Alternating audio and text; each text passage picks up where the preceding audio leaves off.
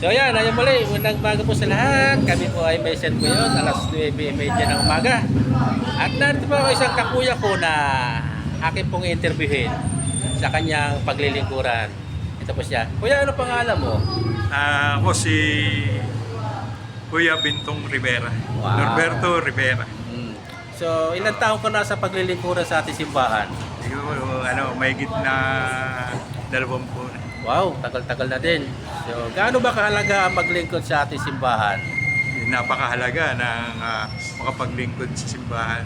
So, magitan ng paglilingkod, na nakakatulong ka sa mga gawain pang simbahan.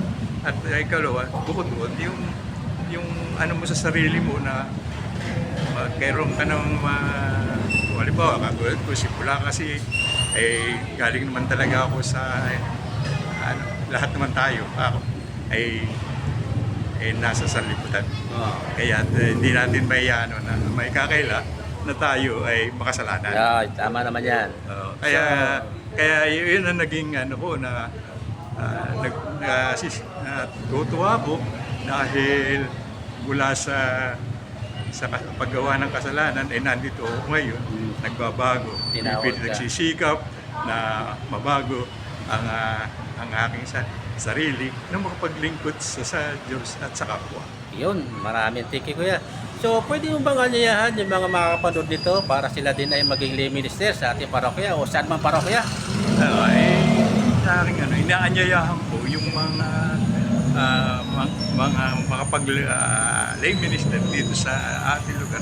Napakahalaga kasi ng ikaw ay nakakatulong sa pagpapalaganap ng salita ng Diyos.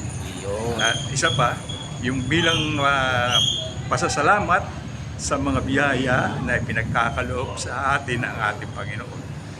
Iyan. So yan, maraming salamat kuya.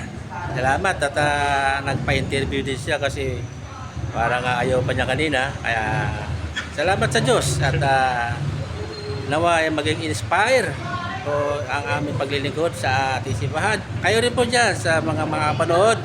Pwede rin po kayo maglingkod sa among pa kayo parokya. Kaya po ay pwede maglingkod sa ating inasimbahan. So God bless po. Don't forget to like and share ang aking video. God bless.